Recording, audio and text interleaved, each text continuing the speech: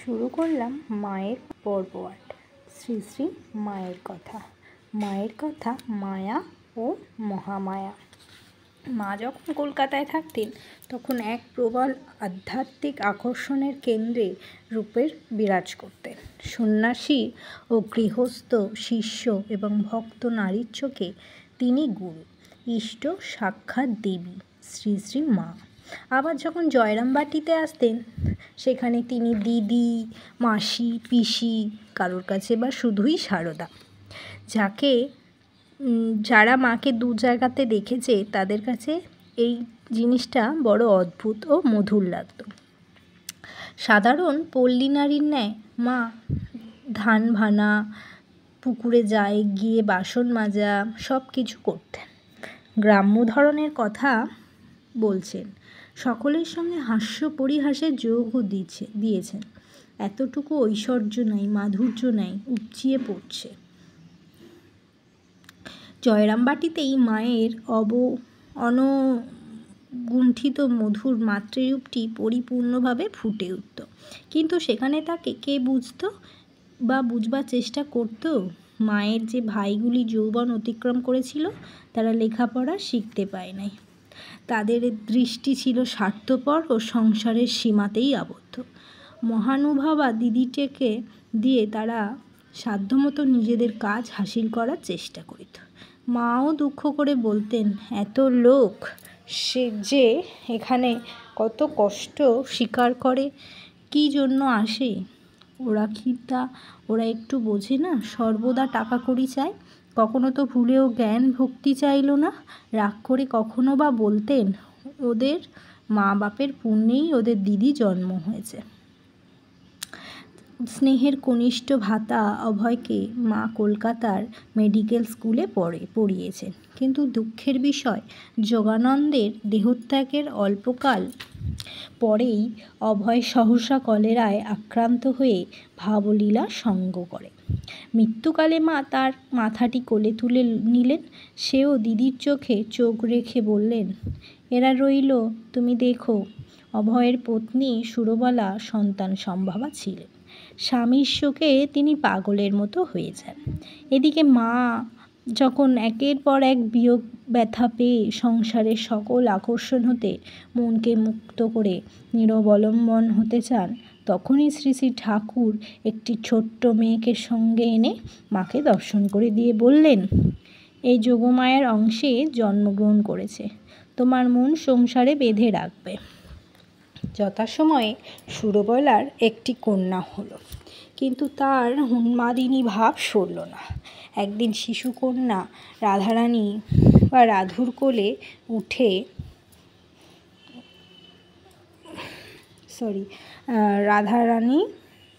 কোলে উঠবার জন্য হামাগুড়ি দিয়ে কাঁদতে কাঁদতে পাগলিনী জননীর পিছু পিছু যাইছে, অথচ সুরবালার সেদিকে ভ্রুক্ষেপই নেই। এই দেখে মা তাড়াতাড়ি উঠে গিয়ে মেয়েটিকে কোলে তুলে নিলেন।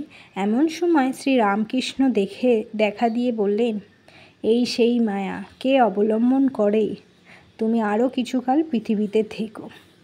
সেই দিন হইতে মা তার লালন পালনের সম্পূর্ণ ভার গ্রহণ করলেন। সর্বতোভাবে তাকে যত্ন করতে লাগলেন। রাধু তার মাতৃস্নেহের অনেকখানি অধিকার করে বসল। রাধুর ব্যবহারে সরলতার সহিত এক গভীর অদ্ভুত সংমিশ্রণ সকলের চোখে পড়ত। তার স্বাস্থ্য বিশেষ ভালো থাকত না। বড় হবার সঙ্গে সঙ্গে মানসিক দুর্বলতাও দেখা দিল। রাধুর চিন্তা মাকে সর্বদা সংসার ব্যাপারে নিযুক্ত রাখত। ভক্তেরা অনেকে ভাবত রাধু মায়ের অতখানি ভালোবাসার যোগ্য কিনা। একদিন জনৈক ত্যাগী ভক্ত বলেই ফেলল, রাধুর উপর তোমার বড় আসক্তি। মাও সঙ্গে সঙ্গে উত্তর দিলেন, কি করব বাবা, আমরা মেয়ে মানুষ, আমাদেরও এই রকম। শেষের দিকে রাধুর কথা উঠতে মা বললেন, শুদ্ধ মন যখন যেটা ধরে 16 আনাই ধরে। বিদ্যুৎ যখন চমকায় শার্শিতেও চমকায়, কিন্তু খড়খড়িতে কিছু হয় না। সেবকরা জানত রাধুকে অবলম্বন করে মায়ের মন সংসারে আছে, তাই এই প্রসঙ্গ নিয়ে তারা নাড়াচাড়া করতো না, কেউ করলেও সাবধান করে দিত।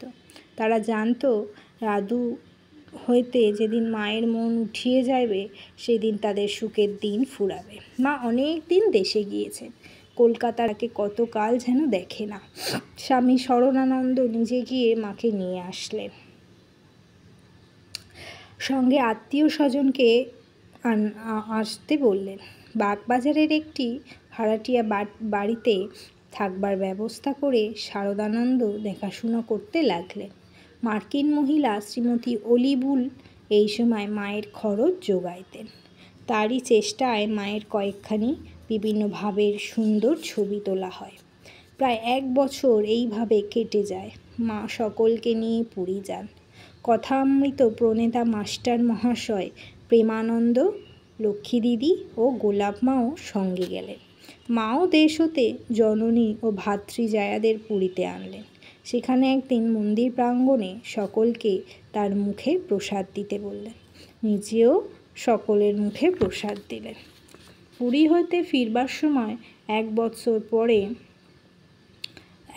জননী শ্যামাসুন্দরী শীতের সকালবেলা কাজ করতে করতে ক্লান্ত হয়ে ঘরের দাওয়ায় শুয়ে পড়লেন এবং কন্যার শারদার মুখ দেখতে দেখতে তারই হাতে গঙ্গাজল পান করিয়া পুণ্যবতী দিব্যালোকে চলে গেলেন। জননী বিয়োগে মা ডাক ছেড়ে কাঁদতে লাগলেন। শিশুকাল হতে এত সুখ দুঃখের কথা তার মনে পড়তে লাগল। এখন ভাই ও ভাজেদের কি হবে, তাদের কিভাবে চলবে, এটাই ভেবে আকুল হলেন। শরীরের প্রতি ঔদাসীন অবসত্ব এবং ম্যালেরিয়ার প্রকোপে মায়ের শরীর খুব কাহিল হয়ে পড়ে। ওদিকে কলকাতায় গিরিশচন্দ্র ঘোষের ভবনে দুর্গাপুজোতে মায়ের নিমন্ত্রণ। পূজার কয়েকদিন জ্বর নিয়েই মা বলরাম ভবন হইতে যাতায়াত করলেন।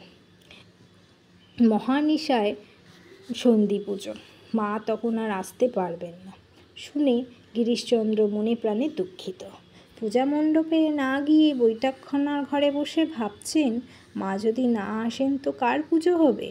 গভীর রজনী, সন্ধি পুজো শুরু হয়। এমন সময় অমিয় মাখা কণ্ঠে মা ডাকিতেছেন, আমি এসেছি, দরজা খুলো। মাকে পুজো মণ্ডপে নিয়ে আসলেন। বাড়িতে সারা পড়ে গেলেন, মা এসছেন, মা এসছেন। গিরিশের আনন্দ দেখে কে? মাও দেবী প্রতিমার নয়নে নয়নে রাখবার সমাধিস্থা হইলেন। ভক্তেরা মৃন্ময়ী ও তৃন্ময়ী উভয় প্রতিমার চরণে সচন্দন ও পুষ্পপত্রের অঞ্জলি দিতে লাগল। একদা গিরিশ মাকে একান্তে পাইয়ে জিজ্ঞেস করেন, তুমি কীরকম মা? অমনি মা উত্তর দিলেন, এ শুধু গুরুপত্নী নয়, পাতানো মা নয়, আমি সত্যিকারের মা। জয়রামবাটিতে মাতৃবিয়োগের পর ভাইদের পৃথক হওয়ার পালা পড়ল। অল্প সম্পত্তি, ঘরবাড়ি, তাও বিভাগ করতে শেষ পর্যন্ত স্বামী শরণানন্দকে যেতে হতো।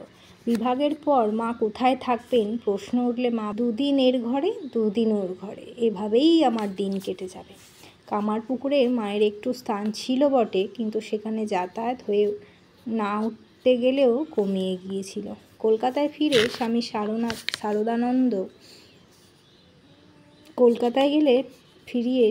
শারদানন্দ মায়ের থাকবার কষ্ট দূর করার জন্য আপ্রাণ চেষ্টা করতে লাগলেন। বহু বাধা অতিক্রম করে নিজের দায়িত্বে ব্যয় স্বীকার করে বাগবাজারের উত্তর প্রান্তে খড়কেদারের প্রদত্ত জমিতে একটা সুন্দর ভবন নির্মাণ করলেন। ভক্তদের নিকট ইহাই শ্রী মায়ের বাড়ি। যেসব মায়ের সেবক স্বামী শারদানন্দের তত্ত্বাবধানে উদ্বোধন পত্রিকা ও গ্রন্থাবলীর প্রকাশন চলিত বলিয়া এই কার্যালয় এখানে উঠে আসলো। সাধারণের কাছে তাই এই বাড়িটি সংক্ষেপে উদ্বোধন নামে পরিচিত। মা দ্বিতলে ঠাকুরঘরের এক পার্শ্বেই অবস্থান করতেন। স্বামী শারদানন্দ তার আরাধ্য দেবতাকে মন্দিরে প্রতিষ্ঠা করার প্রাণ ভরিয়ে উঠে তার সেবা পুজো করতে লাগলেন। সদর দরজার পাশে ছোট্ট ঘরটিতে থেকে মঠ ও মিশনের পরিচালনা করতেন।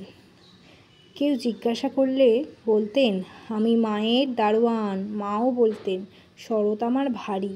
শরৎ না হলে আমার বোঝা আর কে নিতে পারে? সত্যই সেই সময় স্ত্রী ও পুরুষের ভক্তের মেলা এবং প্রায় 1.5 তৎসহ বছর রাধু দক্ষিণেশ্বরে জয়রামবাটিতে নিত্য নতুন ঝামেলা ঠাকুরানী সহ্য করা ও কম প্রতিদেবতার শক্তিমান সেবায় পুরুষের কাজ নতুন ছিল করে না। জীবনের আস্বাদ লাভ করে উদ্বোধনী 6-7 মাস বাস করে মা জয়রামবাটি যায়। জয়রামবাটি পরবৎসর জননী ভক্ত সেবায় পরিবারের আত্মনিয়োগ আহ্বানে করলেন। উড়িষ্যার বহুদিন বালেশ্বর পরে জেলার স্বামীর অন্তর্গত নিকট হতে বলরাম বসুদেব প্রগত্যা জমিদের কন্যার কঠোরে কাছে গিয়ে মা পেয়ে খুব আনন্দ। কন্যাকে কাছে মা পেয়ে 2 শ্যামা মাস সুন্দরী কাটালেন। খুবই আনন্দিত হলেন। এখানে মায়ের কিন্তু মনে মাঝে মাঝে সেতুবন্ধ দুঃখ করে রামেশ্বর বলতেন, দেখবার ইচ্ছা আহা হইল। মেয়েটার কি স্বজন কপাল, পরিজন সহ এত তিনি বড়টি মাদ্রাজে হলো আসিয়ে 1 এখনো মাস মা ডাক রইলেন। সেখানে হইতে স্বামী শুনলনি। রামকৃষ্ণানন্দ রামকৃষ্ণর মায়ের এই দক্ষিণ কথা ভারত শুনে পরে ভ্রমণের সকল বলছেন, ব্যবস্থা করে দেন। ও এত মা ডাক মাদ্রাজেই শুনবে সর্বপ্রথম যে তার বিবেকানন্দ জ্বালায় প্রচারিত শ্রী অস্থির হয়ে রামকৃষ্ণ বাণী সুখে শ্রবণ দুঃখে করেছিলেন আরো কয়েক এবং মাস স্বামী কেটে গেল। রামকৃষ্ণানন্দের শ্যামাসুন্দরীর সংসারে প্রাণপাত পরিশ্রমে এক রামকৃষ্ণ বিষম মিশনের বিপদ ভাবধারা হলো। সেখানে চারিদিক ছড়িয়ে দরিদ্র পড়েছিল। তাই পরিবারটিকে শঙ্খের অকুল সাগরে জননীকে ভাসিয়ে দেখবার রামচন্দ্র জন্য দলে পরলোকে দলে গমন লোক করলেন। আসতে লাগলো। কেউ আসে মাতা ও মন্ত্র কন্যা নিতে, কেউ আসে একযোগে উপদেশ নিতে, কত ভাষার কাঁদিলেন, বিভেদ কিন্তু নিষ্ঠুর ভাবের সংসারে আদান প্রদানে শোক বাঁধিতে করিবার পারল। অবসান নেই। মহিলা ও এতগুলো বালকেরা ছেলে মাকে ঘিরে মেয়েকে ভজন কে শোনায় এদের দেখবে, ও কে এদের মুখে অন্ন যোগাইবে? দরিদ্র যন্ত্রসঙ্গীত তাহার শোনায়। করাল মাদ্রাজ ও মৃত্যুতে মাধুরের শান্তির মন্দির কুটিরখানি দেবতা দর্শন করে ছাইয়া মা ফেলল। সমুদ্রকূলে রামেশ্বর শ্যামাসুন্দরের পৌঁছেছে। শরীর বেশ সেখানকার সবল রাজা ছিল। স্বামীজির তিনি শিষ্য। সংসারের তিনি সকল পূজারী ও দায়িত্ব পাণ্ডাদের নির্দেশ মাথা পেতে দিয়েছিলেন, নিতেন। আমাদের শ্রীমাও এই চরম গুরু বিপদের আসছেন, দিনে সর্বপ্রকার শান্ত তার পূজা সাহসে কার্যে তার পাশে সাহায্য দাঁড়িয়ে করবেন। জননীর প্রভাতে সমুদ্র পরিশ্রম স্নানের পর মা যথাসম্ভব গঙ্গোত্রীর জলে লাঘব শিবলিঙ্গকে করবার স্নান চেষ্টা করে করতেন। 108টি স্বর্ণ জমি জমা হতে বিল্বপত্র দ্বারা যে সামান্য স্বহস্তে আয় পূজা হতো করলেন। ফিরিবার দেখাশোনার কালে উপারে বললেন, আহা তাও হ্রাস পাইতে লাগলো। যেমনকার তেমনটি ছেলেগুলি আছে ছোট, গো। তাদের সঙ্গিনীকে কিছু জিজ্ঞাসা করবার করলেন, বয়স কি বলবে হয়নি। মা? উপানায়ন্তর না দেখে অনবধানবশত বলে শ্যামাসুন্দরী ফেললেন। প্রতিবেশী মা ধান ভানার প্রসঙ্গ কাজ চাপা করলেন। দিলেন। কোনো শ্রীমাও তাকে যুগান্তরে সাহায্য করলেন। জন্মান্তরের স্মৃতি তদুপরি মায়ের ভাই মনে বোনগুলির জেগে দেখাশুনো উঠল। এই করে পর্যন্ত আমি এবং আমার সরলা বিপন্না জননীকে মায়ের কথা শেষ করে নেক্সট এপিসোড উপযোগী পেতে চ্যানেলটিকে পরামর্শ ফলো দিয়ে করবেন। তিনি এই বিপদ আমি কেটে মায়ের উঠিতে কথা তাকে যথেষ্ট এখানে শেষ সাহায্য করলাম। করলেন। তো যদি কারো ভিডিওটি এটি ভালো ছিল লেগে আজ থাকে ঠাকুর ও অবশ্যই ঠাকুরানীর চ্যানেলটিকে গল্প। সাবস্ক্রাইব করবেন তো ও পাশে আজ থাকা এই বেল পর্যন্তই আইকনটিকে আমি প্রেস আমার করে মায়ের পাঠ নোটিফিকেশন অল শেষ করে দেবেন, করলাম। যাতে যদি আমার এই আপনাদের ছোট্ট একটু ভালো প্রয়াস লেগে আপনাদের থাকে আরও কাছে তুলে ধরতে ভিডিও পারি। পেতে তো চ্যানেলটিকে চ্যানেলটিকে ভালো সাবস্ক্রাইব লাগে তো করবেন। অতি অবশ্যই আর যদি চ্যানেলটিকে সাবস্ক্রাইব ভালো করবেন। লেগে থাকে তো আজ প্লিজ আমি আমার চ্যানেলটিকে মায়ের পাঠ সাপোর্ট করবেন। আর পর্ব আমার 8 এই এখানে ছোট্ট শেষ করলাম। প্রয়াসটুকু তো আপনাদের সবাই কাছে পৌঁছাতে ততক্ষণ পারি। সুস্থ থাকবেন, সত্যিই ভালো বলছি, যদি থাকবেন আপনাদের ও ভালো লাগে প্লিজ একটা সাবধানে সাবস্ক্রাইব থাকবেন। করে দেবেন। সবাই ভালো থাকবেন, সুস্থ থাকবেন। আজ আমি আমার মায়ের পাঠ এই পর্যন্ত শুরু করলাম। মার পাঠটা শুনে জানাবেন কমেন্টে যে আপনাদের কেমন লাগলো। নমস্কার।